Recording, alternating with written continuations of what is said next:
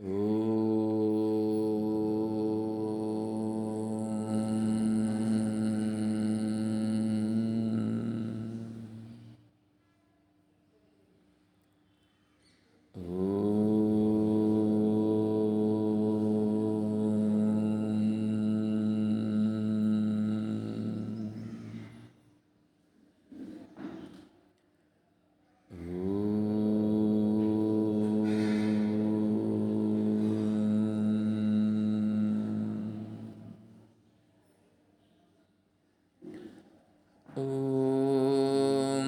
नमो ब्रह्मादिभ्यो ब्रह्मविद्यासम्प्रदायकर्तृभ्यो वंशऋषिभ्यो महद्भ्यो नमो गुरुभ्यः। ॐ शङ्कारूपेण मच्चित्तं पङ्कीकृतमभूद्यया किं करीयस्य सा माया शङ्कराचार्यमाश्रयेत्। ॐ युक्ताहारविहाराय विविक्तस्थलवासिने मलयाळयतीन्द्राय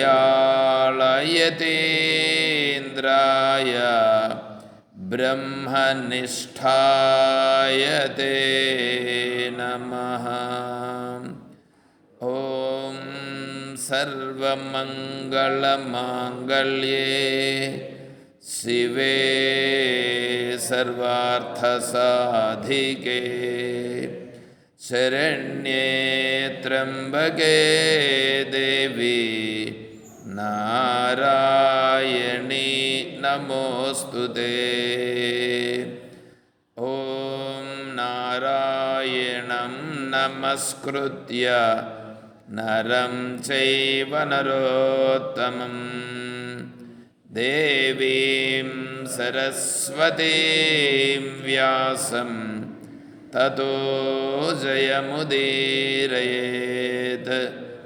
ॐ सहना भवतु सहनौ भुनक्तु सह वीर्यं करवावहै तेजस्विनावधीतमस्तु मा विद्विषावहै।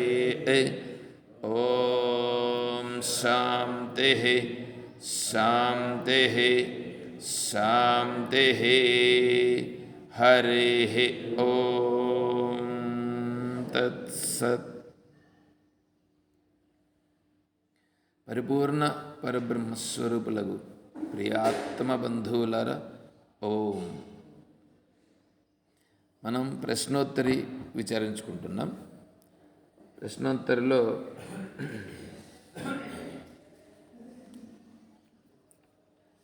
8వ శ్లోకంలో మనం ఉన్నాం. కిం భూషణాత్ భూషణమస్తి శీలం తీర్థం పరం కిం స్వమనో విశుద్ధం కిమత్ర హేయం కనకం చ కాంతా సేవ్యం సదా కిం గురువేదవాక్యం.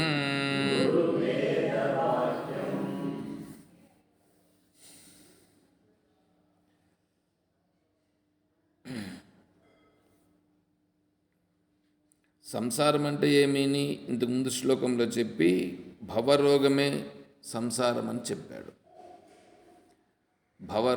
భవరోగం అని అంటే పుట్టుకే మనకు రోగం. ఈ పుట్టుక అనేటువంటిది మహాభయంకరమైనటువంటి రోగం. కానీ మనమేమనుకుంటున్నామంటే ఈ పుట్టుక సంతోషం అనుకుంటున్నాం, జన్మదినములను చేసుకుంటున్నాం. పుట్టింది ఎవరు? శరీరం పుట్టింది. ఈ శరీరం పుట్టింది అనే భావన తెలుసుకునేదానికి మనం పుట్టినాం. వస్తుంది. ఇదే ప్రశ్నోత్తరిలో అవి కూడా వస్తాయి. నువ్వు గుడికి ఎందుకు పోవాలి అనే ప్రశ్న కూడా వస్తుంది. శాస్త్ర విచారణ ఎందుకు చెయ్యాలి అనే ప్రశ్న కూడా వస్తుంది. గుడికి ఎందుకు పోవాలి అంటే గుడికి పోకుండా ఉండే స్థితిని పొందుట కొరకు. భోజనం ఎందుకు చేయడం? భోజనము చేయకుండా ఉండే స్థితి కొరకు. కొంతసేపు తింటావు, పొట్ట నిండిపోతుంది, తర్వాత భోజనం చేయవు కదా. అంటే భోజనం చేయకుండా ఉండే దాని కొరకు నువ్వు భోజనం చేస్తున్నావు అన్నమాట. ఆకలి కోసం అనేది మనకు ఎదురుగా కనిపిస్తుంది. తినేసిన తర్వాత ఆకలి లేదు అంటే ఆకలి లేకుండా ఉండే స్థితి కొరకు నువ్వు భోజనం చేసావన్నమాట. అలాగే ఇక్కడ కూడా పుట్టినది దేనికి అనంటే పుట్టకుండా ఉండుట ఎట్లు అని తెలుసుకునేదానికి. సరే, దానికోసం అక్కడ చెప్పినారు. దానికి ఔషధం ఏమని కూడా అదే విచారం అని కూడా చెప్పి, ఇప్పుడేమి విచారణ ఏమంటే విచార సాగరం అని విన్నారు ఎప్పుడన్నా? విచార సాగరం అని సాధు నిశ్చలదాసు గారు ఒక గ్రంథమును రచించినారు. విచార సాగరము. దానిలో 4 తరంగములు ఉంటాయి. 4 తరంగములు. సాగరం అని అంటే సముద్రం. విచార సాగరం అంటే విచారం అంటే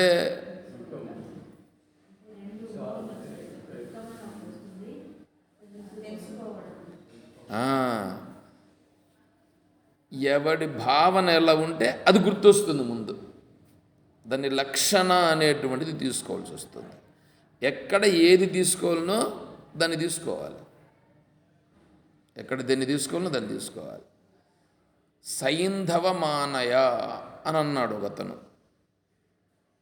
సైంధవం అని అంటే ఉప్పు అని ఒక అర్థము, గుర్రము అని ఒక అర్థం.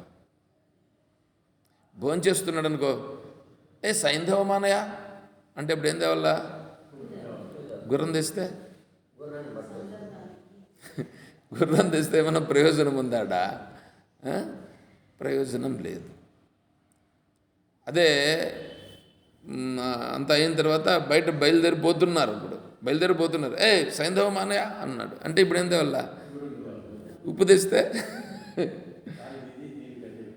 సరిపోదు. కాబట్టి ఎక్కడ ఏ అర్థం తీసుకోవాలనో అర్థం తీసుకోవాలి. దాన్ని లక్షణ అని అంటారు. లక్షణ వాక్యం. ప్రజ్ఞానం బ్రహ్మ ఋగ్వేదము ఐతరేయోపనిషద్ లక్షణ వాక్యము. రోజు చదువుతున్నారుగా. లక్షణ తీసుకోవాలి అక్కడ. అట్లాగే విచార సాగరం. సాధు నిశ్చలదాసు గారు వారు జన్మతః చాలా తక్కువ కులస్తులట. వారి గురువు గారి దగ్గరికి వెళ్ళి వారు వేదాంత అభ్యాసం చేశారు. వేదాంతమును చెప్తున్నారు వాళ్ళు. ఎవరు? సాధు నిశ్చలదాస్ గారు చెప్తున్నారు. చెప్తుంటే వారు చెప్తాండే తత్వము ప్రజలందరికీ బాగా అర్థమవుతుంటే ప్రజలందరూ అతన్ని కీర్తించడం మొదలుపెట్టారు, గౌరవించడం మొదలుపెట్టారు. అప్పుడు కొంతమందికి గిట్టలేదు. ఆ కొంతమంది ఎవరు తెలుసా? బ్రాహ్మణులకు గిట్టలేదు. ఎందుకంటే ఈ బ్రాహ్మణులు మేము గొప్పవాళ్ళైతే అతన్నేంది కీర్తించేది అని వీళ్లకు నచ్చలేదు. సరే, అప్పుడు ఏం చేశారంటే ఇతన్ని ఏ విధంగానైనా సరే ఇతని కీర్తిని తగ్గించేయాలి, ఇతను లేకుండా చేయాలి అని అనుకున్నారు. సరే, వీళ్ళంతా ప్లాన్ చేసుకున్నారు.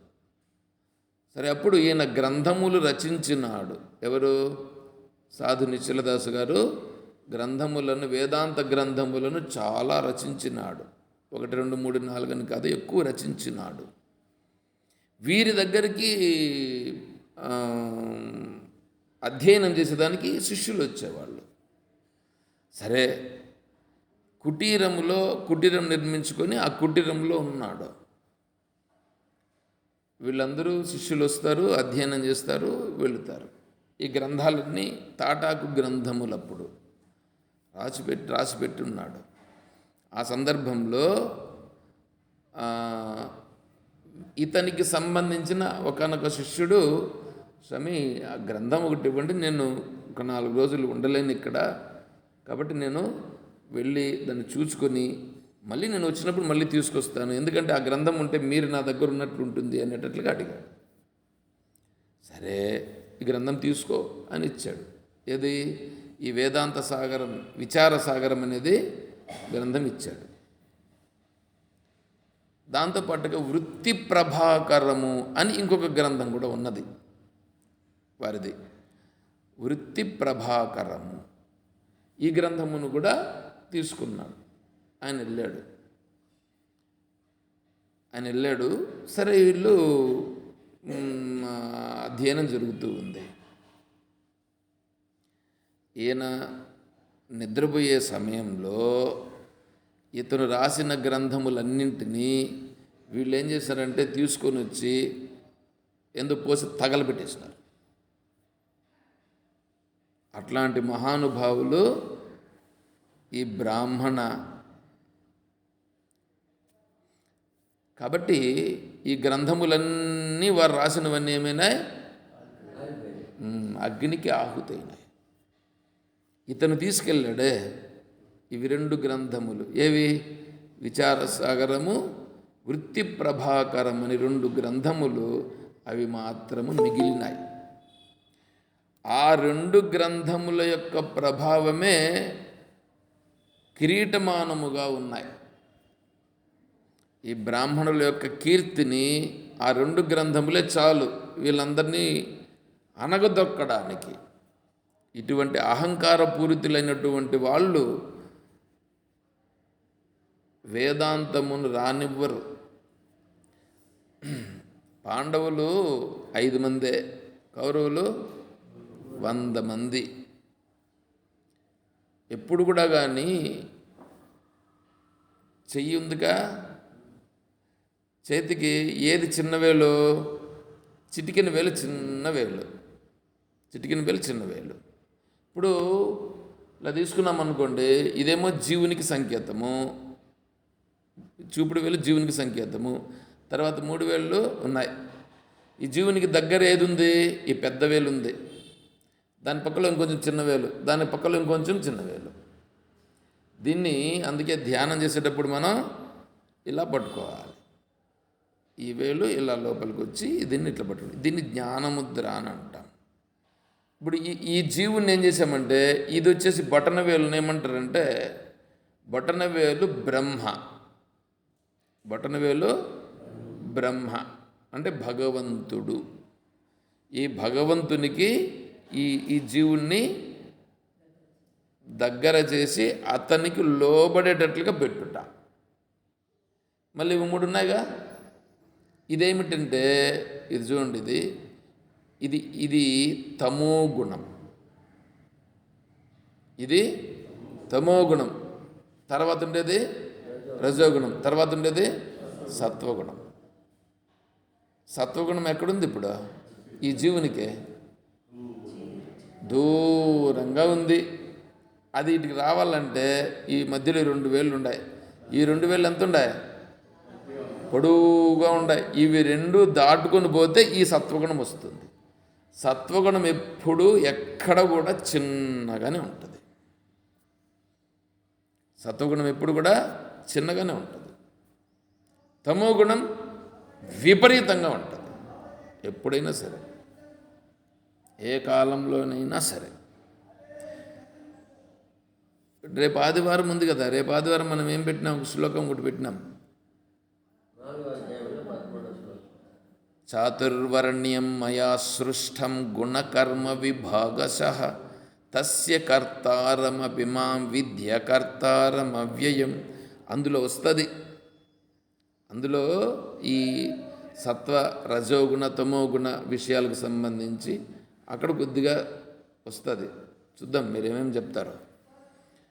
సరే, ఇప్పుడేమి సత్వగుణం అనేది చిటికెన వేలు. ఈ చిటికెన వేలు సత్వగుణం అంటే చిన్నగా ఉంటుంది. పాండవులు ఎంతమంది? 5, తక్కువగా ఉంటారు. వాళ్ళు 100 మంది.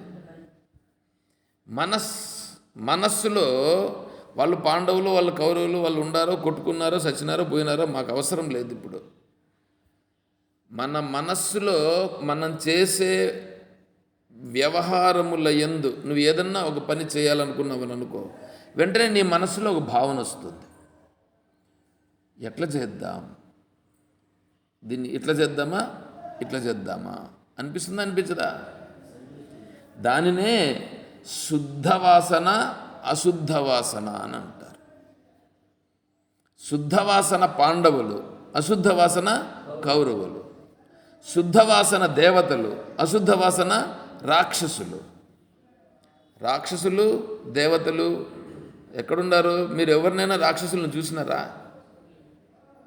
ఎవరిని చూడలా. వీళ్ళే రాక్షసులు.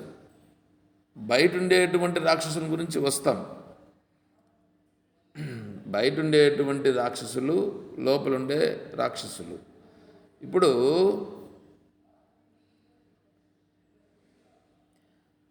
సేవ్యం సదా కిం. ఇప్పుడు మనం ఇది విచారణలోకి రావాలి. అంటే మనము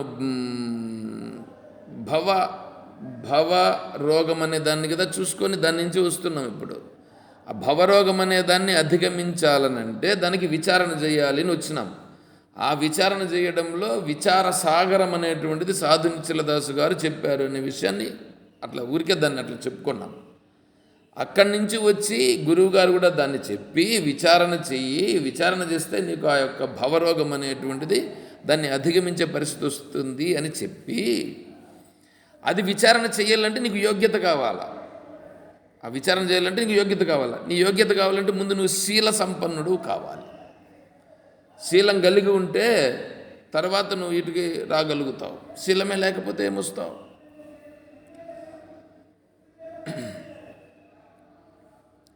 శీలము కలిగితే మనసు శుద్ధమవుతుంది. శీలం కలిగితే మనసు శుద్ధమవుతుంది. మనసు శుద్ధమైతే అప్పుడు దేనిని పట్టుకోవాలా, దేన్ని విడిచిపెట్టాలనేది తెలుస్తుంది. అప్పుడు వస్తావు నువ్వు గురువు దగ్గరికి. అప్పుడు వస్తావు గురువు దగ్గరికి. మనము విచారణ చేయడానికి మొదలు పెట్టినామే, ఆశ్రమం మొదలు పెట్టినామే.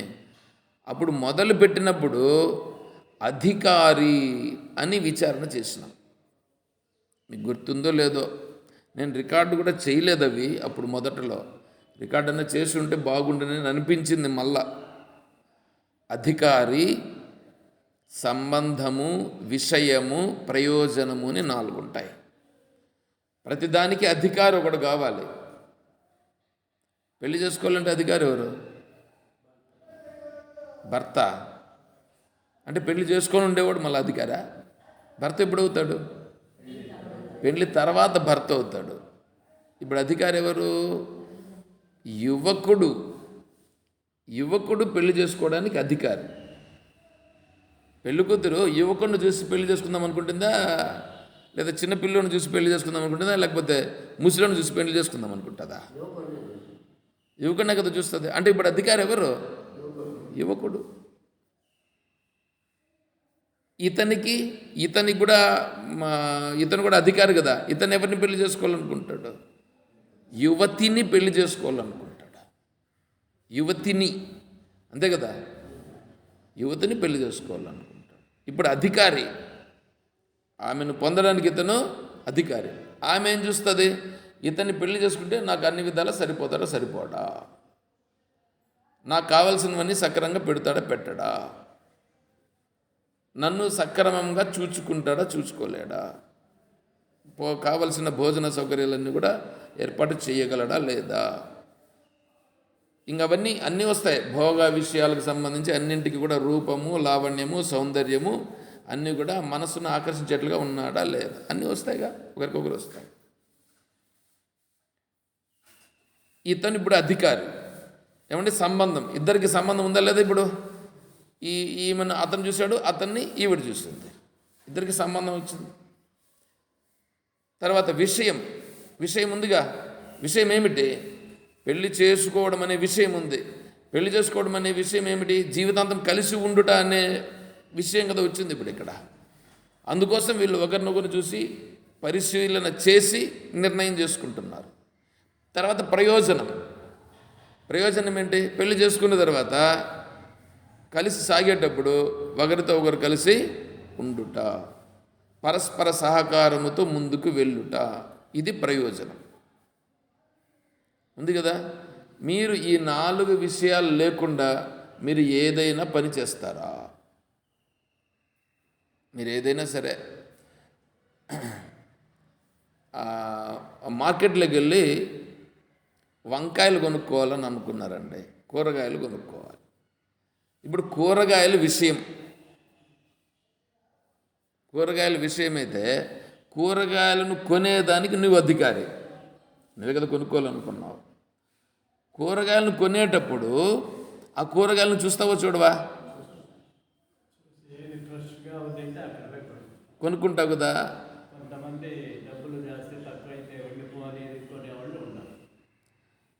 దాంట్లో ఒకతను ఏం చేస్తాడంటే పక్కలోనే పెట్టి ఉంటాడు. ఈ వంకాయల్లో నాటు వంకాయలు కొన్ని ఉన్నాయి, ముళ్ళ వంకాయలు ఉన్నాయి. ఈ ముల్లంకాయలు రుచి ఎక్కువ, అవే నాటి వంకాయలు కూడా. మిగతా వంకాయలు ఉన్నాయి, రబ్బర్ వంకాయలు కొన్ని ఉంటాయి, పట్టుకుంటే మెత్తగా ఉంటాయి, అవి టైట్గా బిర్రుగా కూడా ఉంటాయి. ఈ వంకాయలు కొన్ని ఉంటాయి, సార్ల వంకాయలు కొన్ని ఉంటాయి. దీంట్లో ఇప్పుడు వాడు ఏం చేస్తాడంటే 3 రకాల వెరైటీస్ పెట్టుకొని ఉంటాడు. ఒకటేమో కేజీ 60 అంటాడు, ఇంకోటేమో కేజీ 80 అంటాడు, ఇంకోటేమో కేజీ 100 రూపాయలు అంటాడు. ఎందుకయ్యా ఈ వంకాయలు 60 రూపాయలే కదా ఇచ్చారనంటే, సార్ మీరు ఇంకెక్కడన్నా తీసుకోండి అంటే. పక్కలేకపోతే పక్కలో అదే టైప్లోనే ఉంటుంది, వాడు 60 రూపాయలకి ఇస్తాను అంటాడు వాడు. కానీ ఆ వంకాయలకు ఈ వంకాయలకు చూస్తే మనకే తేడా తెలుస్తుంది. వాడు సార్ నేను 60కి ఇస్తాను రండి సార్ అంటాడు వాడు రోడ్డు పోతే. ఎందుకంటే పక్కలో అంగళ్ళు మనం తీలా వస్తే వాడు ఆ మాట పిలుస్తాడు.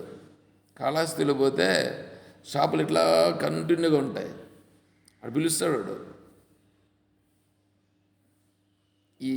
ఈ వంకాయల కోసమే తిరిగేదన్నమాట షాప్ అంతా, మార్కెట్ అంతా తిరిగితే ఒక్కోసారి దొరకనప్పుడు ఇంకా దానికోసం చూడాల్సి వస్తుంది. సరే, ఇప్పుడు ఎందుకు చెప్తున్నామంటే ఆడ విషయం ఉందిగా, వంకాయలు అనే విషయం ఉంది, దాని నుంచి ప్రయోజనం కూడా ఉందా లేదా.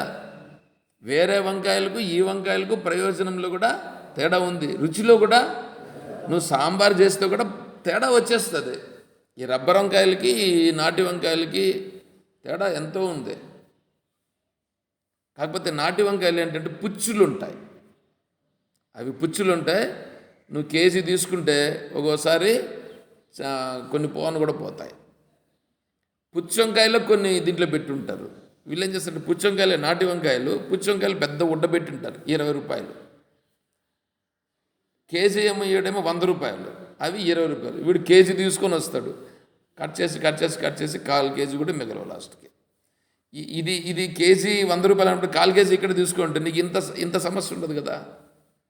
కానీ వీడు దీనికి ఇష్టపడ్డు ఈ 20 రూపాయలు అనే దాన్ని చూసి వీడు కేజీ లాగా ఉంటే అవి కొనుక్కొని వస్తాడు.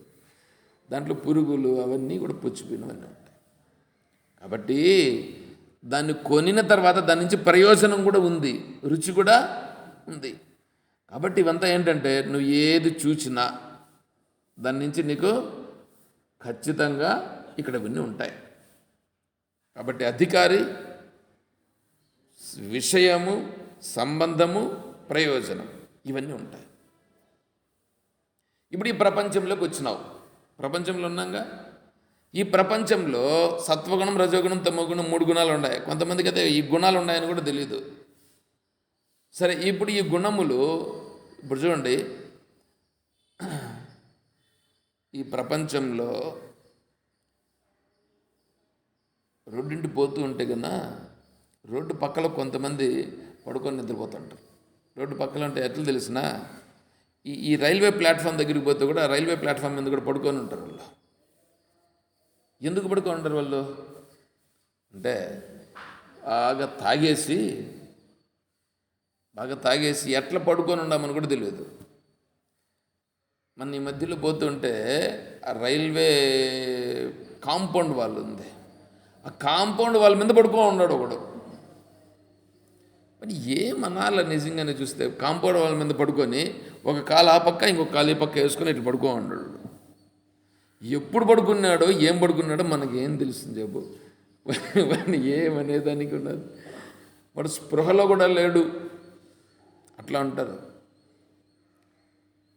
ఇప్పుడు ప్రపంచంలో మనకు చూసేవాళ్ళు, కనిపించేటువంటి వాళ్ళందరూ కూడా ఇట్లాంటి వాళ్ళు, తమో గుణం అనేటువంటిది ఉండేటువంటి వాళ్ళు ఎక్కువగా ఉంటారు, ఎక్కువ కనిపిస్తారు.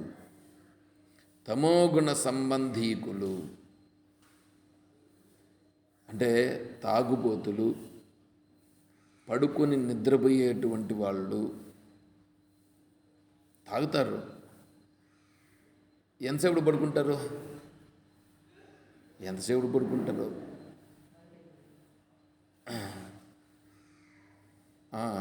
నిన్న తిరుపతి నుంచి వస్తుంటే అక్కడ వీళ్ళ ఫ్రెండ్ ఎవరో అతను అక్కడ కనిపించాడు. వాళ్ళు ఏదో హోటల్, అతను 12:45 అక్కడి నుంచి బయలుదేరి ఇంటికి వెళ్ళి పడుకుంటాడట. పడుకుంటే 8 గంటలకు 12:45 పోయి పడుకుంటాడు. 12:45 నైట్ పడుకొని పొద్దున్నే 8:45 మళ్ళీ ఇక్కడికి వస్తాడంట హోటల్కి. అంటే ఇప్పుడు 12:45 నైట్కి పడుకుంటే 8:45 ఇక్కడికి వస్తే మధ్యలో వీడి ఇక్కడి నుంచి ఇంటికి పోయేదానికి, మళ్ళీ అక్కడ వాడు మళ్ళీ ప్రిపేర్ అయ్యి మళ్ళీ పడుకునేదానికి వెంటనే నిద్ర వస్తుందా? రాదు. కొంతసేపు తర్వాత మళ్ళీ నిద్రపోతాడు. నిద్రపోయిన తర్వాత మళ్ళీ ఎప్పుడో నిద్రపోతాడు. మళ్ళీ పొద్దున్నే లేచి స్నానం చేసి ఇంక మళ్ళీ రావాలిగా. నిద్ర పడుతుందా? పాడా? ఎంతసేపు ఏ ఉద్దేశం ఉంది వాడికి? డబ్బులు. ఎట్లా సంపాదించాలా, ఏం సంపాదించాలి, ఇదే ఉంది. దీన్ని ఏమంటారు? రజోగుణ ప్రవృద్ధి. రజోగుణం ఎవడికి ఉంటుందో వాడికి ఆశ, పోవడం, చెయ్యడం, సంపాదించడం, ఇదే ఉంటుంది. రాదు వాడికి. ఇవే రజోగుణ ప్రవృద్ధిలో ఉండేటప్పుడు ఇలా. మీరు కరెక్ట్గా ఉండరు ఇప్పుడు. తమో గుణంలో ఉండేటువంటి వాడికి తినడం, తాగడం, పడుకోవడం, ఏ పని చెప్పినా చెయ్యడు. అన్నీ పోస్ట్పోన్మెంటే. చేసుకుందాంలే, ఏమి ఇప్పుడు ఆశ్రమానికి పోతాం. అయ్యో, అప్పుడే ఆశ్రమానికి పోతుండవు నువ్వు? ఓరే నాయన, ఎందుకు ఆశ్రమానికి?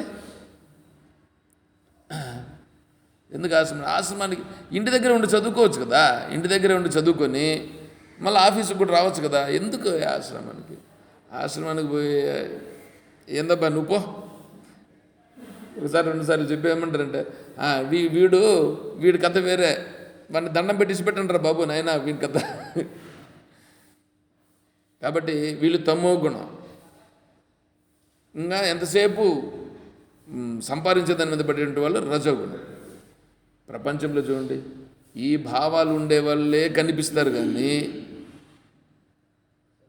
ఏదైనా మాట్లాడండి, ఆ మాటలో అంత ఆపేక్ష, ఏమొస్తుంది నాకు అనేదే కనిపిస్తుంది. అది లేకుండా ఏదైనా శాంతి కలిగేటువంటివి ఏమైనా ఉన్నాయా అని ప్రయత్నం చేసేవాళ్ళు ఎవరైనా ఉన్నారా? మీరు దేవస్థానానికి వినారని అనుకోండి, దేవస్థానానికి పోయినా, తీర్థయాత్రలకు పోయినా, దేవునికి పూజలు, అభిషేకాలు, ఇంకేంటో ఉత్సవాలు ఏంటంటో చేపిస్తున్నారు కదా. స్వామీజీ చెప్పారు, చెప్తే మీరందరూ నన్ను ఇంక మళ్ళీ తిట్టుకోపోతారు. అసలు శ్రీరామనవమి ఇంతకు ముందు కూడా చెప్పాను, అదే చెప్తా, ఎందుకు ఇంక మీదటవన్నీ చెప్పి ఎందుకు మీ దగ్గర ఇబ్బంది పడాలా. శ్రీరామనవమికి ఏం చేస్తారు భద్రాచలంలో? కళ్యాణము చేయుట అనేటువంటిది ఎక్కడా లేదు. కళ్యాణం చేయటం అనేది లేదు. నవమి రోజు కానీ ఇంకొక రోజు కానీ కళ్యాణం చేయటం అనేది లేదు.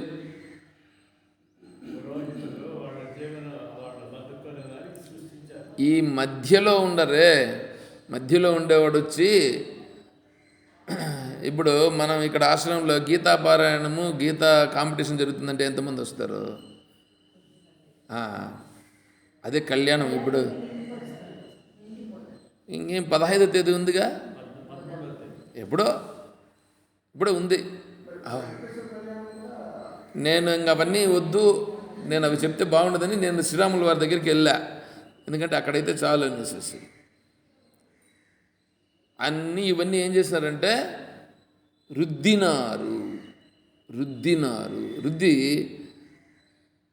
ఇప్పుడు చెప్తా ఉంటే ఎవరన్నా వింటున్నారా? ఏమయ్యా ఎందుకు చేయించరు? అదైతే ఈజీ. బయట ఉండేది చేయడం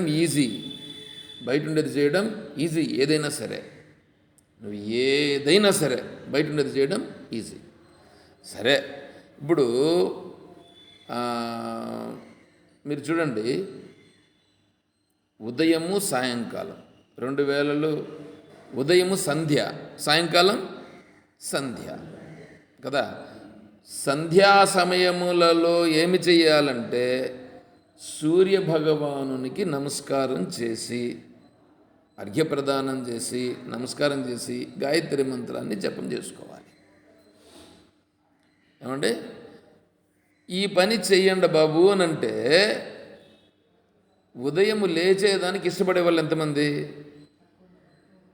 సూర్యుడు పుట్టక ముందే లేచి స్నానం చేసి కనీసం సూర్యునికి అర్ఘ్యప్రదానం చేయాలి. ఎంతమంది చేస్తారు? ఏదో సరే, వీడు అప్పుడు ఏం చేస్తుంటాడు? నిద్రపోతుంటాడు. సరే, లేచిన తర్వాత ఏం చేస్తాడు? లేచిన తర్వాత టీ, కాఫీ ఏందో ఇది తాగి దాంతోనే కూడా ముఖం కడుక్కొని ఇది చేసేవాళ్ళు కొంతమంది. అవునా? ఇంట్లో టీ తాగితే బాగుండదు, తెలుసా మీకు? అందుకని ఏం చేస్తాడు వీడు? హోటల్కి పోయి ఎందుకు తెలిసిన పోయేది? ఇంట్లో అయితే ఈడు మాట్లాడేవాళ్ళు వీడికి సరిపోయేటట్లుగా మాట్లాడేవాళ్ళు ఉంటారు, ఆడైతే మాట్లాడేవాళ్ళు ఉంటారు. వీడు ఒకటి మాట్లాడితే వాడు ఒకటి మాట్లాడతాడు, అది భలే రంజుగా ఉంటుంది. అది అక్కడ దీన్ని ఏమంటారు తెలిసిన? ఈ సంఘము, పబ్బులు ఇవన్నీ ఉంటాయి చూడండి, ఇటువంటివన్నీ కూడా ఉంటాయి. నెక్స్ట్ ఈ హోటల్స్ అనేటువంటి వాటిల్లో ఈ పానీపూరీలు ఇవన్నీ రోడ్ సైడ్ ఇవి కొని పెట్టుకొని ఉంటారు. వీళ్ళకు ఎక్కువ బిజినెస్ జరుగుతుంది, వీళ్ళకి ఎక్కువ బిజినెస్. ఆడ ఈ మిరపకాయ బజ్జీలు ఇవన్నీ కూడా వేసి వాళ్ళు ఇవన్నీ అమ్ముతుంటారు. యాక్చువల్గా ఆ నూనె ఉండదు చూడండి, ఆ నూనెను ఒక టెంపరేచర్ వచ్చేసిన తర్వాత ఆ టెంపరేచర్ అయిన నూనెలో మళ్ళీ వేసి వండినటువంటి దాన్ని తినకూడదు.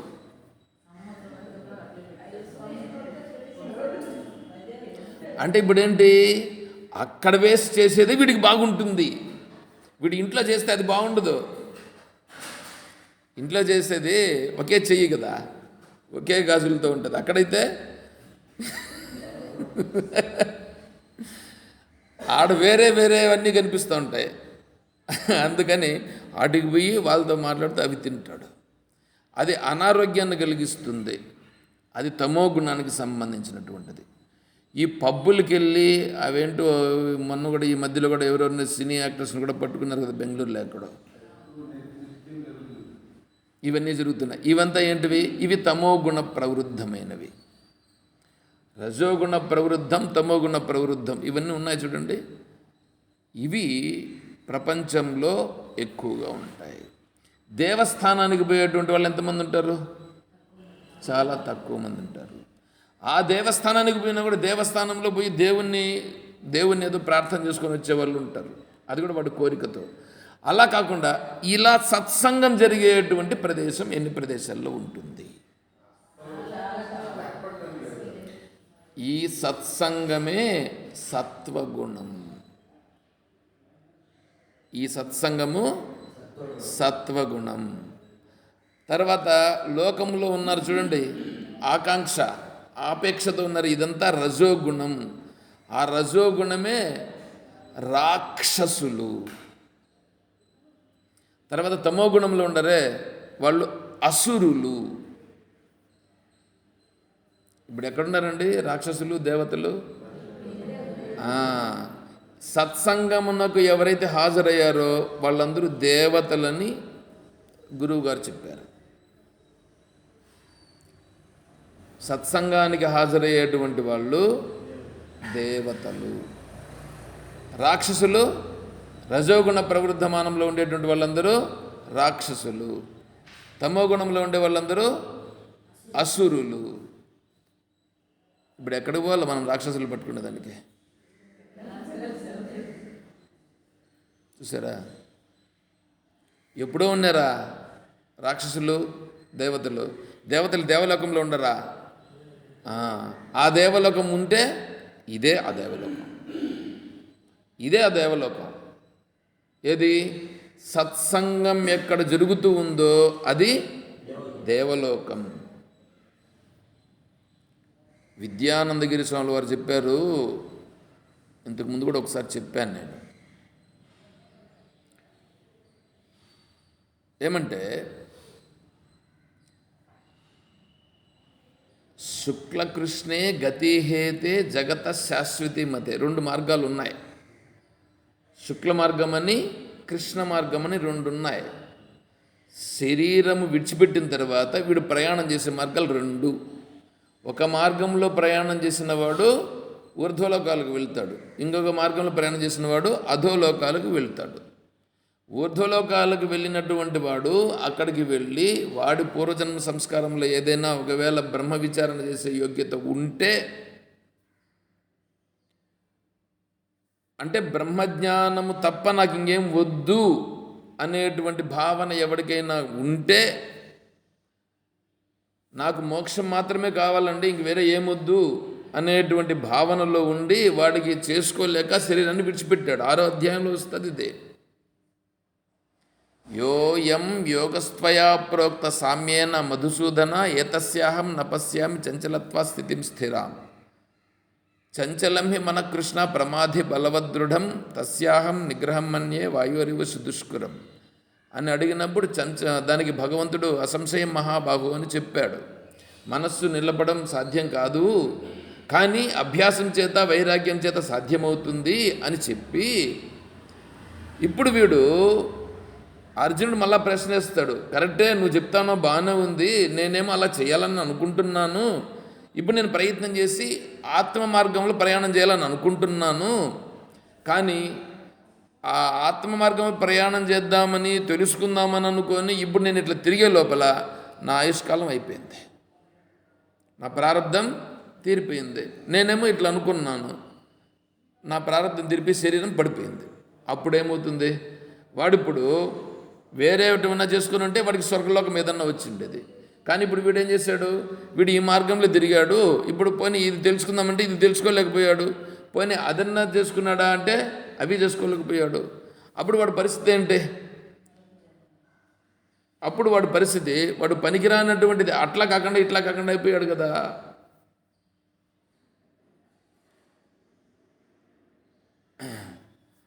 అది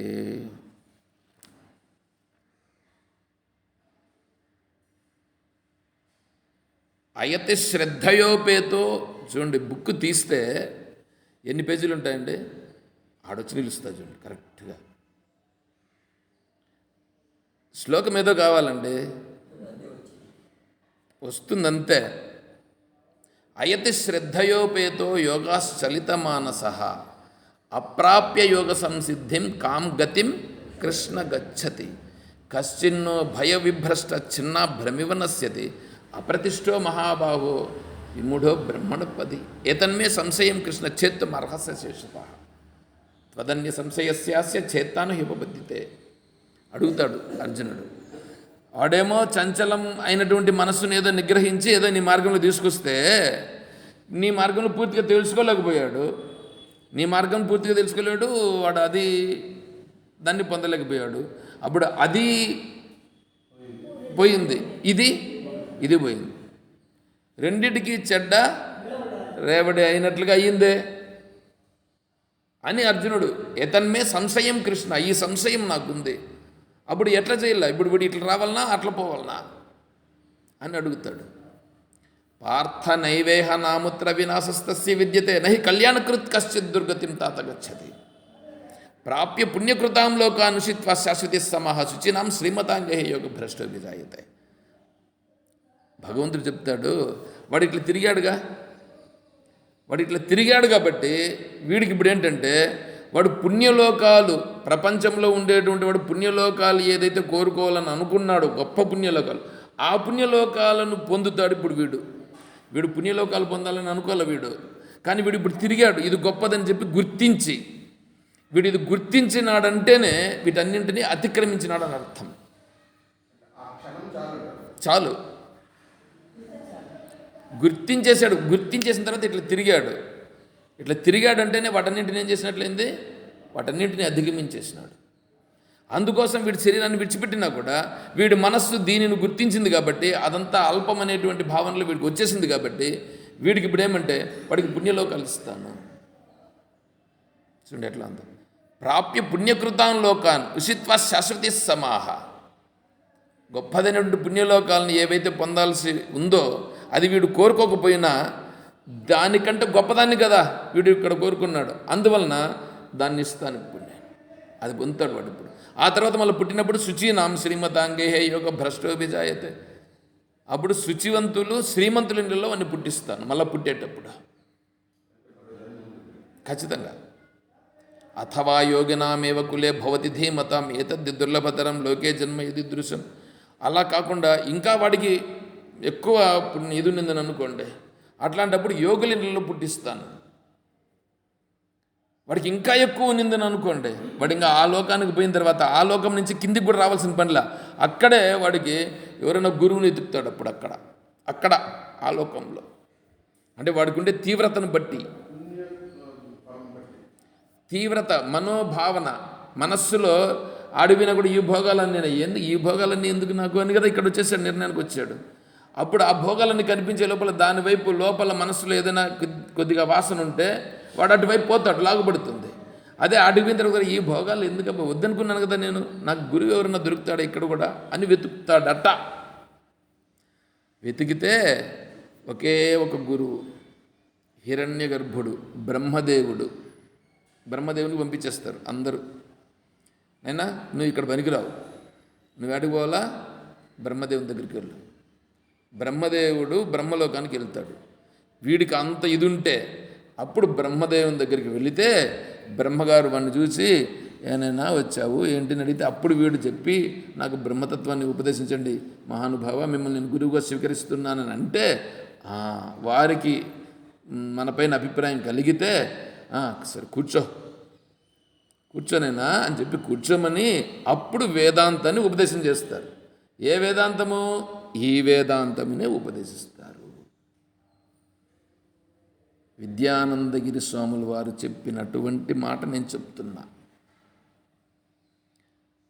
అంటే ఇప్పుడు మీరంతా ఇప్పుడు ఎక్కడున్నారు అని అడిగినాడు. మీరంతా ఇప్పుడు ఎక్కడున్నారు? బ్రహ్మసభ. ఇదేమిటి ఇప్పుడు? ఇది బ్రహ్మసభ. బ్రహ్మలోకంలో బ్రహ్మదేవుని దగ్గర బ్రహ్మదేవుడు చేసే విచారణ మీరు చేస్తున్నారు. అంటే ఇప్పుడు మీరందరూ దేవతలే. ఇది సత్వగుణం.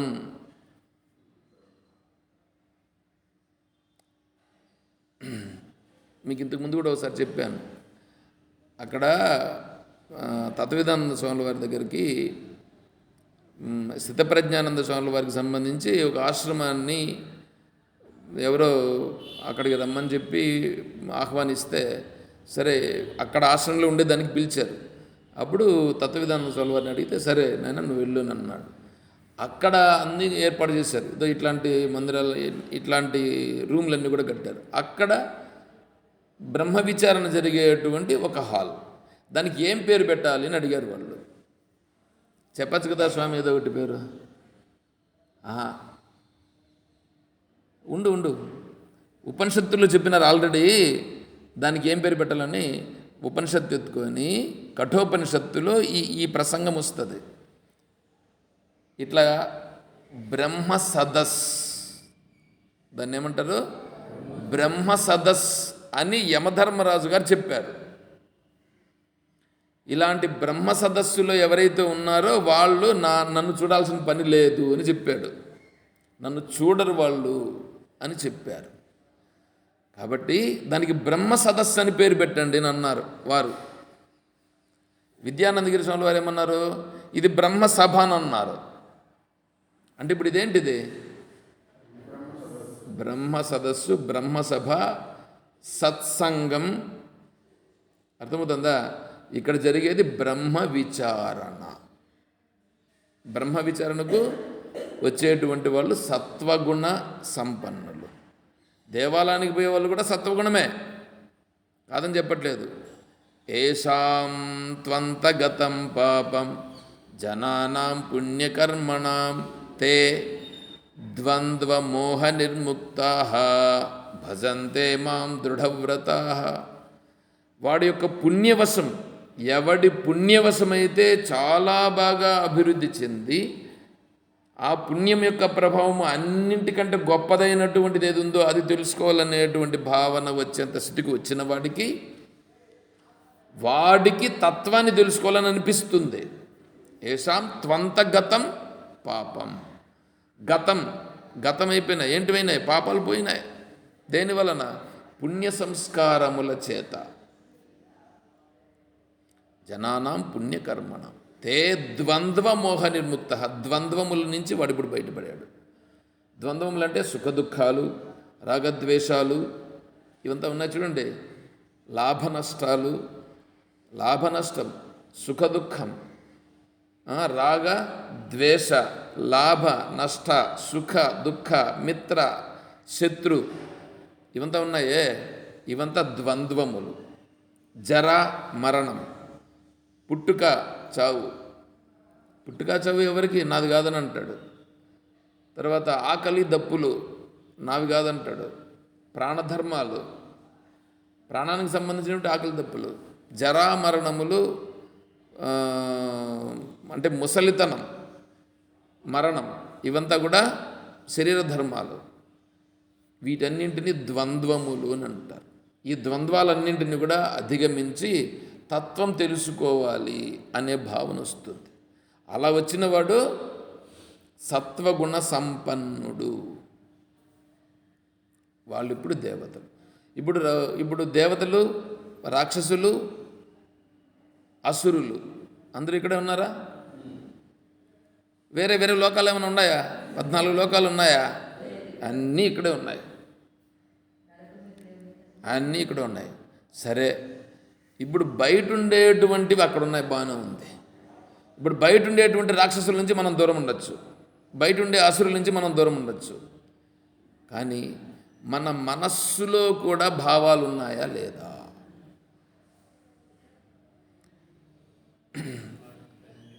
పాండవులు, కౌరవులు ఆడ యుద్ధం చేసుకున్నారు. పాండవులు దేవతలకు సంబంధించినట్లుగా గుర్తు, కౌరవులు రాక్షసులకు సంబంధించి గుర్తు. అంటే రెండింటినీ అక్కడ పోల్చినటువంటిది. వాళ్ళు కొట్టుకున్నారు. లాస్ట్లో ఎవరు మిగిలినారు? పాండవులు మిగిలినారు. ఆడ జరిగిండే యుద్ధంతో ఇప్పుడు మనకేం అవసరం? కురుక్షేత్రానికి పోయి వచ్చినాం మనం అనుకో. ఇప్పుడు మనం ఏం ప్రయోజనం? ఎక్కడుంది కురుక్షేత్రం? ఇక్కడంటే మనస్సులో. ఈ కురుక్షేత్రం మన మనసులో జరుగుతుంది సంగ్రామం. ధర్మక్షేత్రే కురుక్షేత్రే సమవేతాయుత్సవ మామకా పాండవాశ్చైవ కిమకుర్వత సంజయ్. మామకాహ, అతను అడుగుతున్నాడు ధృతరాష్ట్రుడు, మామకాహ ఏమంటే ఇద్దరు వాళ్ళకి సంబంధించిన వాళ్ళే కదా, కౌరవులే కదా. దాంట్లో మామకాహ అంటే నా వాళ్ళు. ఎవరు నా వాళ్ళు? దుర్యోధనాదులు నా వాళ్ళు, పాండవులు. ఆ మాట మాట్లాడినాడంటే అతన్నేమనాలా? చూడండి ఎట్లా ఉందో. నా వాళ్ళు కాని వాళ్ళు అనే భావన వచ్చేసింది కదా. అందుకే అతను గుడ్డోడు, ధృతరాష్ట్రుడు. పైగా నా వాళ్ళు అని అంటున్నాడు. నా వాళ్ళు అని అంటున్నాడంటే రజోగుణ ప్రవృద్ధం బాగా తెలుస్తూ ఉంది అక్కడ. అట్లా కొట్టుకొని సచ్చినారని అనుకోండి. దాని నుంచి మీకు కథను వినేదాని వల్ల మీకు ఏమైనా ప్రయోజనం ఉందా? ఏం ప్రయోజనం ఉంది? అట్లా చేసుకున్నారంటే ఇట్లా చేసుకున్నారంటే అట్లా కొట్టుకున్నారంటే అది తెలుస్తుంది, అంతేగా. దానివల్ల పెద్ద ప్రయోజనం ఏమీ లేదు.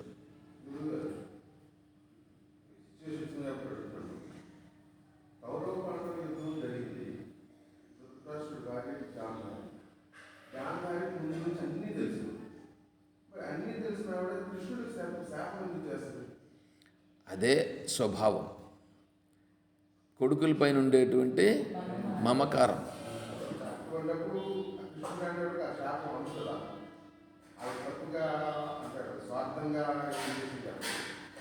ఇప్పుడు యాక్చువల్గా ఏంటంటే అటువంటి శాపాలు 100 వచ్చినా కూడా కృష్ణునికి ఏం అభ్యంతరం లేదు, ఫస్ట్ థింగ్. కాబట్టి ఆయన ఏమి ఇబ్బంది పడ్డాడు ఒకటది. కానీ ఆమె శాపమును గౌరవించినాడు. ఎందుకు? ఆవిడ లోకంలో పరమ పతివ్రత. భర్త కన్నులు లేవు చూడలేదని చెప్పి ఆవిడేం చేసింది? కన్నులు కట్టుకునేసింది. నేను కూడా చూడను ప్రపంచాన్ని నేను కట్టుకున్నది. తర్వాత భర్తతోనే అన్ని వ్యవహారాలు చేసిందిగా. అన్నీ ఏమైనా ఇబ్బంది పడిందా? ఏమీ లేదు. పైగా కొడుకులకు కూడా ఎప్పుడు కూడా ధర్మాన్ని చెప్పిందే కానీ అధర్మాన్ని చెప్పలేదు. ధర్మరాజు దుర్యోధనుడు ఇద్దరూ వస్తారు ఈ అమ్మగారిని యుద్ధానికి ముందు వచ్చి ఆశీర్వాదం అడిగేదానికి. దుర్యోధనుడు కూడా వచ్చి నమస్కారం చేస్తే, నాయన సంతోషం, ధర్మం గెలుస్తుంది అని ఆశీర్వాదం చేస్తుంది. అంటే నేను ధర్మాత్ముడు కాదంటాడు. నేను ఆ మాట చెప్పలేదు నాయన. ధర్మరాజు వచ్చి ఆశీర్వాదం అడుగుతాడు, ధర్మం గెలుస్తుందని ఆశీర్వాదం. ఇద్దరికి ఒకటే రకమైనటువంటి ఆశీర్వాదం చేసింది. ఎవరు చేస్తారు? ఎవరు చేస్తారు అలాగా? చూసారా ఎట్లా ఉందో. తర్వాత యుద్ధంలో అంతా అయిపోయిన తర్వాత కూడా ఈ దుర్యోధనుడు ఇంక పోతాడు. ఈమెకు అర్థమైపోయింది, వాడిని బ్రతికించుకుందాం అనేసి అన్నా సరే. అప్పుడు ఆమె చెప్తుంది, నాయనా రేపు పొద్దున్నే నువ్వు స్నానం చేసి ఎట్లుంటావు అట్లే రా అని చెప్పి చెప్తుంది. వస్తాడా వాడు? అంతవరకు వస్తాడు, దగ్గర వరకు వచ్చినాడు, అమ్మ చెప్పింది కదా అనేసి. వస్తే ఇంక ఈయన మధ్యలో మన మన మన స్వామి వస్తాడు మధ్యలో వచ్చి, ఏంది ఇది అని అంటే, అప్పుడు ఈయన అరిటాకు ఏందో కట్టుకొని పోతాడు మధ్యలో. అప్పుడు ఆమె ఏం చేస్తుంది? ఆమె అప్పుడు ఒక్కసారి కండ్లు అప్పుడు తీస్తుంది, గంతలు ఇప్పుతుంది అన్నమాట. గంతలు ఇప్పి చూస్తుంది. ఇప్పి చూసి మళ్ళీ వెంటనే కట్టుకునేస్తుంది. కట్టుకొని చెప్తుంది ఆవిడ, ఇంకా నిన్ను రక్షించేవాడు ఎవరు లేరు. ఎందుకు? నా దృష్టి పడి ఉంటే నీ శరీరము వజ్ర శరీరం అయి ఉండేది. ఇప్పుడు నా దృష్టి పడిన ప్రదేశం అంతా నీది వజ్రమే, కానీ ఆ తొడలు మాత్రము అడ్డం పెట్టుకున్నావు కాబట్టి అది నీకు కాదు. అందుకే ఆయన కూడా శపథం చేసింది కూడా, భీముడు కూడా నీ తొడలు విరగొడతానని చెప్పి శపథం చేసిండు. అన్నింటికి లింక్ ఉంటాయి ఇవన్నీ. చూడండి ఎట్లా ఉందో. వీడు తొడలు విరుగొడితే బలరాముడు అంటాడు, ఛీ ఇటువంటిదంతా కూడా అధర్మ యుద్ధం చేసినావు అని చెప్పి భీముని మీదకి యుద్ధానికి పోతాడు బలరాముడు. అప్పుడు శ్రీకృష్ణ పరమాత్మ నిలిపి చెప్తాడు, వీళ్ళంతా చేయడం ఎట్లంతా చేశారు, ఇది ధర్మమా అని అడుగుతాడు. అయ్యా నువ్వు ఉండే ప్రదేశంలో నేనేం మాట్లాడలేదని చెప్పి మళ్ళీ వెళ్ళిపోతాడు. కాబట్టి ఆవిడ శాపం ఇచ్చినా ఆవిడ అంత గొప్ప పతివ్రత కాబట్టి సరే ఇవ్వమ్మా, నాకేం అభ్యంతరం, ఎందుకంటే ఈ శరీరం ఏమి ఉండేదేం కాదు, పోనీ పోయేది కదా, ఆ మార్గంలో నువ్వు చెప్పావు, సరే జరగనని అన్నాడు. కాబట్టి ఏం ప్రాబ్లం లేదు. ఆత్మజ్ఞానికి ఏమి జరిగినా ఏమీ ఇబ్బంది లేదు. కాబట్టి శ్రీకృష్ణ పరమాత్మ ఏమి నష్టం లేదు. కాబట్టి ఇప్పుడు సత్వగుణంలో ఉండి అక్కడికి పోయినాడు. అక్కడికి పోయిన తర్వాత ఆ లోకంలో ఇప్పుడు బ్రహ్మ విచారణ చేశాడు. బ్రహ్మసభలో బ్రహ్మదేవుని దగ్గర జరిగే విచారణ ఇప్పుడు ఇక్కడ జరుగుతున్నది. కాబట్టి ఇది బ్రహ్మసభ. దీన్నంతా బాగా ఉపయోగించుకోండి. ఇట్లా చెప్పారు విద్యానందగిరి స్వాముల వారు, వ్యాసాశ్రం ఏర్పేడు పీఠాధిపతులు. ఎంత సున్నితంగా చెప్తారు తెలుసునా స్వామి, ఎంత సున్నితంగా చెప్తాడంటే చాలా సున్నితంగా చెప్తాడు. విద్యానందగిరి స్వామి, విద్యాప్రకాశానందగిరి స్వామి అట్లా కాదు, గొంతు తీసినాడంటే ఇంక అంతే, కంచు కంఠం, కథలు మిమ్మల్ని అందరినీ ఆకర్షించి పడేస్తాడు. విద్యానందగిరి స్వామి అట్లా కాదు, మీ మనస్సులో దూరుతాడు, మనస్సులో దూరి చెప్తాడు. ఇప్పుడు వద్దాం. ఇప్పుడు విషయం ఏంటి, ఆ కౌరవ సభ, ఆ కురు సంగ్రామం జరిగిందే కురుక్షేత్రం. ఆ కురుక్షేత్రం కాదు ఇప్పుడు మనకు ముఖ్యం, ఈ కురుక్షేత్రం ముఖ్యం. ఇక్కడ మన మనస్సులో మన హృదయంలో జరుగుతుంది యుద్ధం, ఇది కురుక్షేత్రం. ఆ కురుక్షేత్రం వలన ప్రయోజనమేమీ లేదు. ఆ కురుక్షేత్రాన్ని పోయి నేను 10 రోజులు ఉన్నాను, వీటి వల్ల ఏముంది? నువ్వు 10 రోజులుంటే నీ దగ్గర డబ్బులు ఉన్నాయి, పోయినావు, అక్కడ ఉండినావు, ఆడుండి తిన్నావు, లేనిపోయినవంతా ఏంటో అనుభవించి వచ్చినావు. దానివల్ల స్వర్గలోకము లేదు, పాడు లేదు. స్వర్గలోకాన్ని అనుభవించో తెలియదు. కానీ స్వర్గలోకం అంటే ఏమనుకుంటున్నారు? ఆనందంగా ఉండుట, శాంతిగా ఉండుట. నువ్వు ఆనందముగా శాంతిగా ఉంటే అదే స్వర్గలోకం. దుఃఖపడుతూ ఉన్నావా, అదే మిగతాలోకం. కాబట్టి ఆనందమును పొందుట, ఆనందము నుంచి శాంతిని పొందుటయే మోక్షము. దుఃఖరాహిత్య స్థితియే మోక్షము. అర్థమవుతుందా? ఇప్పుడు కౌరవులు పాండవులు ఎక్కడున్నారు? ఇక్కడే మన మనస్సులో ఉన్నారు. ఇక్కడ జరుగుతుంది యుద్ధం, ఇదే యుద్ధం. ఈ యుద్ధంలో ఇప్పుడు నేను బయట ఉండేటువంటి వాళ్ళందరినీ అధిగమించి ఇక్కడికి రావచ్చు. బయట ఉండే వాళ్ళను వరగబెట్టచ్చు, ఇక్కడ ఉండేదాన్ని ఎట్లా పెడతావు? ఈ హృదయంలో జరుగుతుంది కదా. ఇప్పుడు ఈ హృదయములో జరుగుతూ ఉండేటువంటి యుద్ధమును ఇప్పుడు జయించి ఒక స్థితికి రావాలి కదా. దీంట్లో నేను ఏ మార్గంలో పోవాలా, ఏ మార్గంలో పోకూడదు అనేది కావాలి. ఎట్లా చేస్తే నాకు కరెక్ట్గా జరుగుతుంది, ఎట్లా చేస్తే నాకు కరెక్ట్ విధానంలో వెళ్తాను, నాకు శాంతి లభిస్తుంది అనేది తెలియాలంటే ఎక్కడికి పోవాలి? విచారిస్తావు. విచారిస్తే నీ విచారణ బలము గొప్పదే, కానీ నీ బుద్ధి ఏ మార్గంలో ఎక్కువ ఉంటుందో ఆ వాసనా బలం నీ మనస్సుకు ఉంటుంది. ఇప్పుడు అర్జునుడు ఉన్నాడు కదా, అర్జునుడు యుద్ధరంగంలో ఉన్నాడు. అర్జునుడు యుద్ధరంగంలో అతని మనసును అతనే విచారించుకోవచ్చుగా. అతని మనసులో అతనే విచారం చేసి నేను ఇట్లా చేయాలని అట్లా చేయాలనే విషయం నిర్ణయం చేసుకోవచ్చుగా. చేసుకోలేకపోయాడు.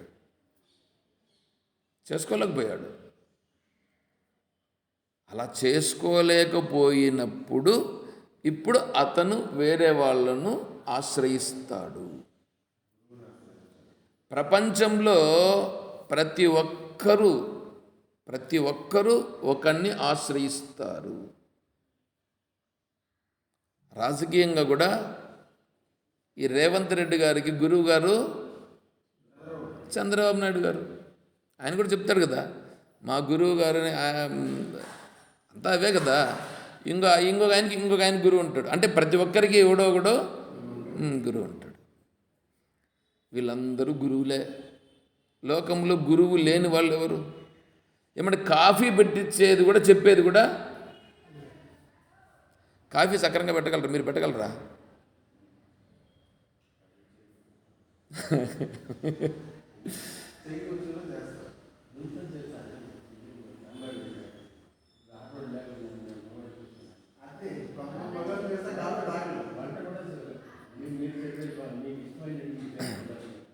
ఇప్పుడు కాఫీ నువ్వు చేసినావు, నాకు ఇష్టం వచ్చినట్టు నువ్వు చేయగలవా?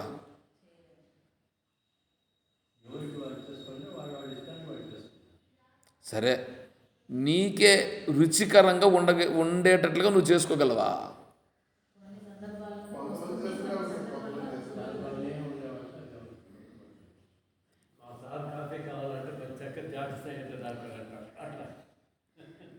మీరు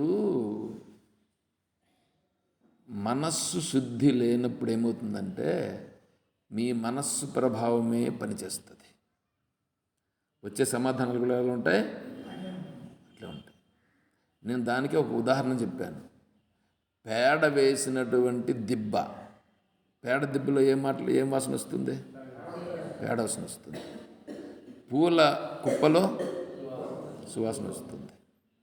మీరు చెప్పే సమాధానం లెక్కేసుకో, నువ్వు మళ్ళీ ఆలోచన చేసుకో. అర్థమవుతుందా? ఆలోచన చేసుకుంటే నీకే అర్థమవుతుంది. వంట నేను కూడా చేస్తానండి, వంట నేను కూడా చేస్తా, వేరే వాళ్ళు కూడా వంట చేస్తారు, అందరూ వంట చేస్తారు. కానీ నాకు ఒక వంట నచ్చి ఉంటుంది ఏదో. ఎందుకంటే ఆ వంటకు అలవాటు పడి ఉంటుంది, అది నచ్చి ఉంటుంది. కాబట్టి ఇప్పుడు ఇక్కడ నాకు సంబంధించినటువంటి విషయం నేను చేసుకోవాలంటే నేను చేసుకునే పరిస్థితి అంత. ఇప్పుడు నువ్వు రుచిగా తిన్నావే, నువ్వు రుచిగా తిన్నటువంటిది నువ్వు ఇంట్లో చేసుకొని తిని చూద్దాం. గులాబ్ జామున్ అండి, గులాబ్ జామున్ చేయగలవా? రసం పెట్టగలవా? లాస్ట్కి రసంలో పోపు వేస్తాం చూడండి, ఆ పోపు వేసేటువంటిది ఆ తిరగబోతే వేస్తాం చూడండి, జీలకర్ర మిరియాల పొడి, తర్వాత ఇంగువ, కరివేపాకు, ఈ ఎండుమిరపకాయలు, వీటిని మనం ఫస్ట్లో నూనె వేసి, నూనెలో ఇవి ఒకసారిగా వేసి, కరివేపాకు ఇవి వేసి వేయించినప్పుడు ఏ టైంలో ఏది వేయాలనో, ఎప్పుడు ఎంత వేయాలనో అది వేసి కరెక్ట్ ఆ టైంలో వేసి, ఆ టైంలోనే ఈ చింతకాయ నీళ్ళు వేయాల. అప్పుడు నీకు వచ్చే టేస్ట్ మారిపోతుంది. కొంచెం ఒక్క 2 సెకండ్లు గ్యాప్ వస్తే కూడా దాంట్లో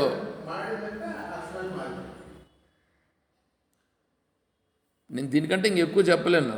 మీ వాసనలన్నీ ఎత్తుకొని వచ్చి నా దగ్గర చూపిస్తే నేను చిన్నగా దాన్ని ఎప్పుడెప్పుడు ఎలా కడుగుతూ ఉంటా, అయినా గుర్తించలేరు. ఎందుకంటే ఆ దిబ్బ అంత గొప్పగా ఉంటుంది. చూసుకో, మీ అంతటి మీరు గుర్తించగలిగితే ఏమవుతుంది తెలుసా? అరే తప్పు కదా, మనం ఇట్లా కదా ఆలోచన చేయాలి అని వస్తే మార్పు వస్తుంది. అలా రాలేదు అని అనుకోండి, నష్టపోయేది ఎవరు? గుర్తించుకోండి. కాబట్టి సంశయం అనేటువంటిది వస్తుంది, వాడు ఖచ్చితంగా ఒకరిని ఆశ్రయించి తీరాల్సింది. ఎకనామిక్స్లో ఒక ఇది ఉందని, ఒక ప్రావర్బ్ ఏదో ఒకటి ఉన్నదని చెప్పేవాడు. నేను ఇంటర్మీడియట్లో ఉండేటప్పుడు ఆయన చెప్పేవాడు. ఏమంటే వీడు తండ్రి చెప్తా ఉంటాడు అనమాట, రే ఇట్లా చెయ్యొద్దురా అని చెప్తూ ఉంటే వీడు అనుకుంటాడంట, ఈయనకి ఏం తెలుసు, వీడు ముసలాడైపోయినాడు, వీడికి అనుభవించేది తెలియదు, పాడు తెలియదు, నేను పోతా అంటే వద్దు అని అంటాడు వీడు అని చెప్పి తండ్రి మాటను సరేలే సరేలే నన్ను ఉండు, పర్లేదు, నాకు అన్ని జాగ్రత్తలు నేను చెప్పాల్సిన పర్లేదు, నాకు తెలుసు అని అంటాడట వీడు. అంటా ఉంటాడు. తండ్రి అనుకుంటాడు, ఏంది వీడు చెప్తా ఉంటే గ్రహించట్లేదు, వీడు ఎప్పుడో గ్రహిస్తాలే అని ఈయన ఓపికగా ఉంటాడు. ఒకనాడు ఈ కొడుకుగా ఉండేవాడు సందేహాలు వచ్చి, అరే నేను ఇప్పుడు నన్ను అడుగుదామని అనుకుంటే అప్పటికి తండ్రి ఉండడట. ఇది ఎకనామిక్స్లో వచ్చేటటువంటి ఒక ప్రావర్బ్. అంటే వీడు ఏదైతే ఇప్పుడు నేను కావాలని అనుకుంటాడో ఇంతవరకు చెప్పినటువంటి వాడిని దాన్ని ఇప్పుడు వీడు గుర్తిస్తాడు. ఆ గుర్తించి ఇప్పుడు దాన్ని పొందుదామని అనుకుంటే అప్పుడు లేదు. చూడండి ఎట్లా ఉంటుందో. అంటే ప్రపంచంలో నువ్వు ఏదైనా సరే చేద్దామని అనుకొని వీడి బుద్ధితో ప్రయత్నం చేసేటువంటి వాడు ప్రయత్నం చేస్తాడు. వీడు సక్రమైన మార్గంలో ప్రయాణం చేయలేకుండా ఉంటాడు. సక్రమైన మార్గంలో ప్రయాణం చేద్దామని అనుకున్నప్పుడు వీడికి గైడ్ చేసేవాడు దొరకడు. ఇది ఎకనామిక్స్లో. సివిక్స్లో ఒకటి ఉండదు. ఆయన ఒకటి చెప్పేవాడు, ఏమంటే అంతే, సమర్థుడైన అసమర్థుని కంటే అసమర్థుడైన సమర్థుడు మేలు. ఇదేందో చూడండి. సమర్థుడైన అసమర్థుడు, సమర్థుడే కానీ అసమర్థుడు, కానీ అసమర్థుడు కానీ సమర్థుడు. ఇప్పుడు చూడండి, ఒకడు రాజకీయంగా ప్రపంచానికి సంబంధించి మంచి సలహాలు ఇచ్చేటువంటి వాడు ఒకడు ఉంటాడు. రాజకీయంగా ఉంటాడు, మంచి స్థాయిలో ఉంటాడు, కానీ ఆపోజిట్ పార్టీలో ఉంటాడు. వీడు సలహాలు ఇచ్చినా వాళ్ళు స్వీకరించరు. వీడు సమర్థుడు అవునా కాదా? కానీ ఇప్పుడు అసమర్థుడు. సమర్థుడే కానీ అసమర్థుడు. వాడిప్పుడు రాజకీయంగా వాడు పార్టీ దీంట్లో ఉంది, రూలింగ్లో ఉంది. వాడు అసమర్థుడు అయినా వాడి మాట చెల్లుతుంది. చూడండి ఎట్లా ఉందో. సమర్థుడైన అసమర్థుని కంటే అసమర్థుడైన సమర్థుడు మేలు. ఇట్లా ఉంటుంది లోకమంతా. లోకంలో ఇవే ఉంటాయండి. నిన్ను కరెక్ట్గా గైడ్ చేసేటువంటి వాడు ఎవడు? నేను ఒక్కసారి నా కంట్లో నీళ్ళు వచ్చినాయి. మా నాన్న శరీరాన్ని విడిచిపెట్టాడు. నాకు కలిగిన బాధ ఏంటంటే, నాకు ఏదైనా వెనకాల డౌట్స్ ఏంటన్నా ఉంటే, నేను ఏదన్నా పెద్దగా చర్చించేదేమి ఉండదు, కానీ ఏదన్నా ఉంటే సింపుల్గా ఒక మాట చెప్తాడు. ఆ మాటను పట్టుకుని నేను మళ్ళీ ఆలోచన చేస్తే, దాన్ని సింపుల్గా చెప్పిన మాట నేను ఎంతోసేపు ఆలోచన చేస్తే కానీ నాకు అర్థమయ్యేది కాదు. అప్పుడు నాకు అనిపించింది, ఇప్పుడు నాకు కలిగేటువంటి ఈ సందేహాలు ఏంటో వస్తే ఎవరిని నేను అడగాల ఆయన అనిపించి నాకు కంట్లో నీళ్ళు వచ్చినాయి. మా నాన్న చచ్చిపోయింది, దానికి రాలా నాకు. చూడండి ఎట్లా ఉందో. అంటే నాకు గైడ్ చేసేవాళ్ళు ఎవరు? అమీర్ స్వామి చనిపోయాడు. నేను అమీర్ స్వామి దగ్గర భగవద్గీతను శ్రవణం చేసేవాడిని. ఆయన చనిపోయాడు. అప్పుడు కూడా సేమ్ బాధ అనిపించింది. అమీర్ స్వామి శరీరం విడిచిపెట్టినప్పుడు అట్లా అనిపించింది. మా నాన్నగారు దేహత్యాగం చేసినప్పుడు కూడా అట్లా భావన అనిపించింది. అప్పుడు వెళ్ళా వ్యాసాశ్రమానికి. నేను వ్యాసాశ్రమానికి వెళ్ళి అప్పుడు వ్యాసాశ్రమంలో అక్కడ గురువు గారి దగ్గరికి వెళ్ళాను. ఇప్పుడు గైడ్ అంతా వాళ్ళే. అర్థమవుతుందా? ఇప్పుడు ఇక్కడ చూడండి, సేవ్యం సదా కిం, సేవ్యం సేవించదగినది, సదా ఎప్పుడు నీకు మార్గదర్శనం, ఎప్పుడు నీకు మార్గదర్శనం ఏది? ఇది అవసరమనో కదా ప్రశ్న. ఇది ప్రశ్న అడిగింది శిష్యుడు. దానికి చెప్తున్నాడు గురు వేదవాక్యం. గురువు వేదవాక్యం. గురు వేదవాక్యం ఇక్కడ ఉంది. ఈ పాయింట్ నేను చెప్పాలి. గురు వేదవాక్యం. మనకు గురువులు ఎంతోమంది ఉంటారు, వేదాధ్యయనం చేసిన వాళ్ళు చాలామంది ఉంటారు. కానీ దేనిని ఎక్కడ ఎలా దాన్ని అన్వయం చేసి ఏ విధంగా నాకు సరిపోయేటట్లుగా చెప్పాలా, ఇందు చూడండి, అది చెప్పడం అనేటువంటిది మహాదుర్లభం. దీనిని గురించి రేపు, అంటే నేను ఇప్పుడు ఫౌండేషన్ వేసుకొని వచ్చాను. నిన్న దీనికి చెప్పాం, ఈరోజు చెప్పాం. రేపు దీనికి సంబంధించి, ఎందుకంటే ఈ గురు వేదవాక్యం అనేటువంటిది చాలా సామాన్యమైనటువంటి అంశం కాదు. అంటే ఇప్పుడు ఆశ్రయించాలా, మనకు ఒక మార్గదర్శకుడు కావాలనేటువంటిది ఉంది కదా ఇక్కడ. ఆ మార్గదర్శనం ఎవరిని అడగాల, ఎవరిని పట్టుకోవాలా, ఎవరు గురువు, ఎవరు నీకు మార్గదర్శనం చేస్తాడు, ఏది సత్యమైనది, దేనిని పట్టుకుంటే ఇంకా నాకు ఇంకా అవసరం లేదు అనేటువంటిది తెలుస్తుందో దానిని చెప్పేటువంటి వాడు గురువు. అది చేయాలి. దానిని మనం రేపు కంటిన్యూ చేసి తెలుసుకునే ప్రయత్నం చేద్దాం. ఓ